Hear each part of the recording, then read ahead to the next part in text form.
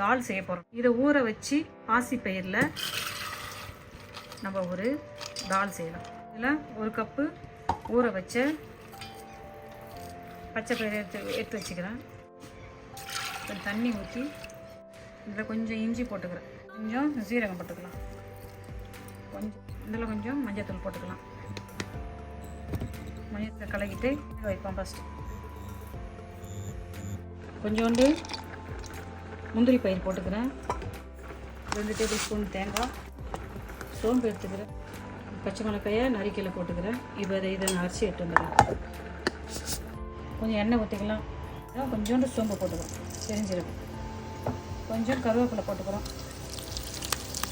சோம்பு பொடியாக நறுக்கி வச்சு வெங்காயத்தை போட்டுக்கிறோம். அப்படியே வதக்கி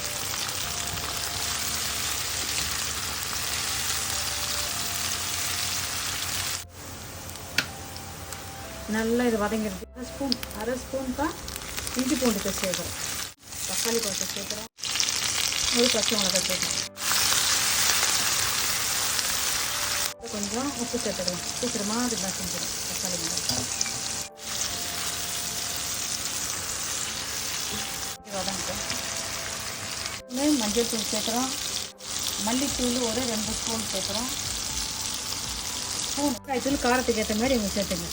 ஒரு அரை ஸ்பூன் கரம் மசாலா தூள் சேர்க்குறோம். கரம் மசாலா தூள் சேர்த்துட்டு இது நம்ம வதக்குறோம். அரைச்சி வச்சுருந்தோம்னா தேங்காய், முந்திரி, சோம்பு, பச்சை மிளகாய் அந்த பேஸ்ட் நம்ம இதில் சேர்க்குறோம். நம்ம இதில் சேர்த்துக்கலாம். சேர்த்து இதை செஞ்சுக்கலாம்.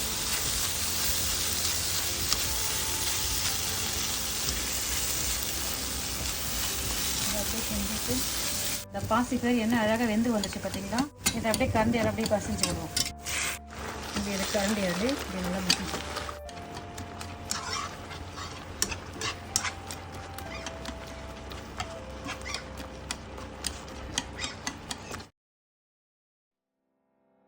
இப்போ கழுவி கொஞ்சமாக தண்ணி ஊற்றுறோம். தண்ணி சேர்த்துட்டு ஒரு பெரட்டிட்டு இதை கொஞ்ச நேரம் கொதிக்கணும். உங்களுக்கு போதுமா அளவுக்கு உப்பு காரம் பார்த்துங்க. மூடி போட்டு கொதிக்க வைக்கணும். தால் கொச்சிருச்சு. நம்ம ஒரு டேபிள் ஸ்பூன் நெய் சேர்க்கலாம், கொத்தமல்லி தழை, புதினா சேர்க்கலாம். என்ன அழகான ஒரு தால் நம்ம ரெடி பண்ணிட்டோம்.